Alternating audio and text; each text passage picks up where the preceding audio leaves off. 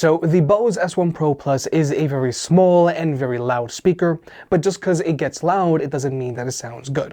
For me, it is hard to recommend this speaker, but due to its connection setup, maybe it'll be a good option for a pro that wants something to use for a gig or something.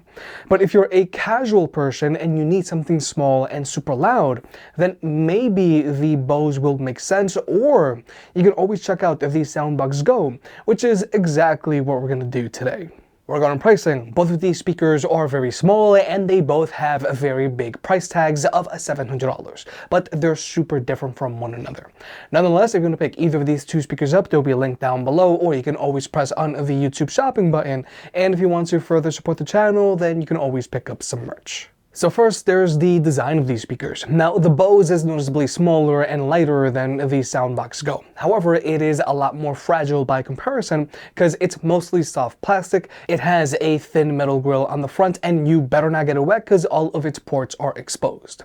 Whereas with the Soundboks Go, yes, the speaker is larger and heavier, but it's still very portable for the performance you get out of it. It has a built-in carrying handle, or you can get the optional shoulder strap, and the speaker is also using denser plastics, and the honeycomb grill on the front is a lot more durable than Bose's grill. And most importantly, this speaker is waterproof, so if it gets wet, it's going to be perfectly fine. Regarding power, both of these speakers have a built-in battery, but Bose's battery is advertised at 11 hours, whereas the Soundboks Go's battery is rated at 40 hours, and that's with the speaker playing at 50% volume, which is like using the JBL Boombox 3 or the Sony Ultifield 7 at 85% volume, which is already pretty loud, and that's with the speaker playing with its stock power EQ. But more importantly, with the Soundboks Go, you can easily remove the battery, and this is going to be good for two things. Either you can get multiple batteries and keep the party going if you're somewhere where you can't plug in and charge, or if you get to the point where your battery can no longer hold a charge, you can just buy a new battery instead of having to buy a whole new speaker. However, the only thing that I don't like about the Soundboks Go is that in order to charge its battery, you do have to use its included power brick, and you shouldn't be using this speaker while it's plugged in past 50% volume.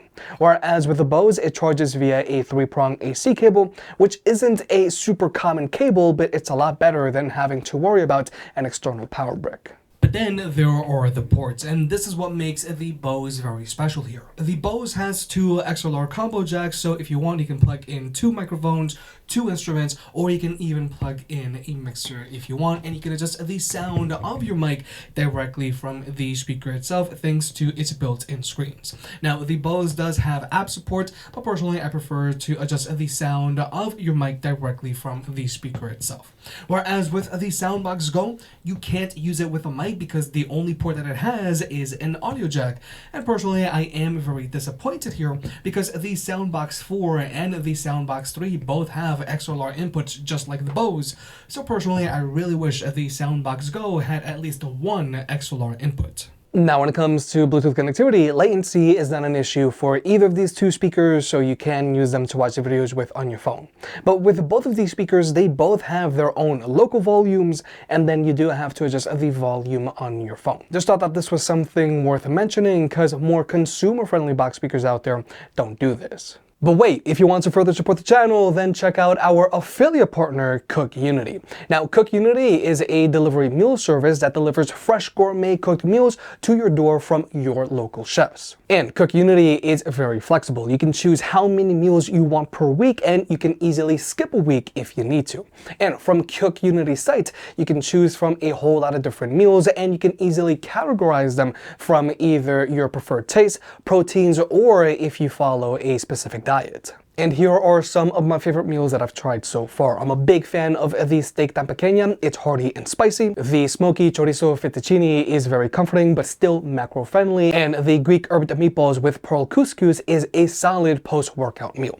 So even if you're super busy, Cook Unity makes it super easy for you to still have gourmet meals at home, all while being a whole lot cheaper than ordering out or going to some fast food joint. So click on our Cook Unity link down below and save 30% on your first order. But with all that out of the way, let's talk about sound. Regarding speaker setup, the Bose has a single front and fry-on woofer with exhaust ports that shoot out the front, and it has a total of 3 drivers which are stacked on top of the woofer. And this speaker gets very loud for its size, but just because it gets loud, it doesn't mean that it sounds good. Whereas with the Soundboks Go, it also has a front-mount firing woofer with exhaust ports that shoot out the front, and it has a single front-mount firing tweeter. But now we're going to go ahead and jump into the sound test. And now both of these speakers are playing at their 75% volumes, and we're going to be using the Bose with the treble decreased and with the bass increased, because I'm really trying to help it out here. Whereas with the Soundboks Go, it's playing with its stock power EQ. I feel the gravity pull and it keeps me awake. I would rather be here, lonely in space. I've made up my mind, I just wanna be free. I live my own life in a new galaxy. I wanna be weightless in the silence of the night sky. I wanna free fall into nothing at all. I'm taking the moment, starting all over. I wanna be free and live my own life in a new galaxy.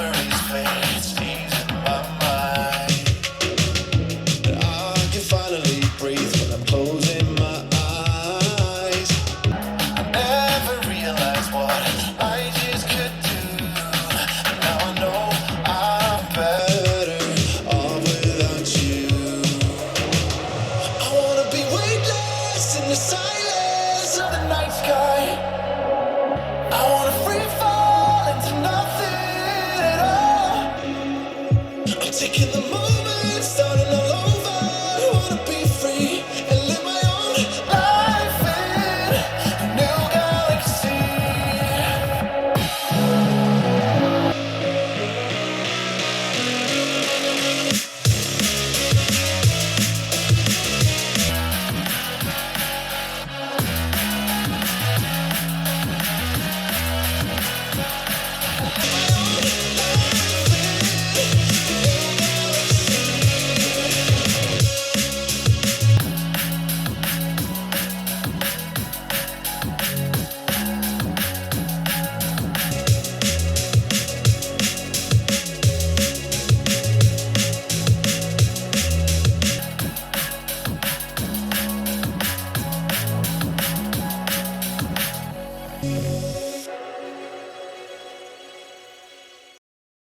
So like maybe the scene, the Bose gets super loud, but just because it gets loud, it doesn't mean that it sounds good when it's playing music. The problem with the Bose is that it leans towards a very bright sound signature, and it doesn't have all that much bass. And when it does start to put out bass, then the bass really bottoms out very quickly. So overall, the Bose just sounds like it's screeching.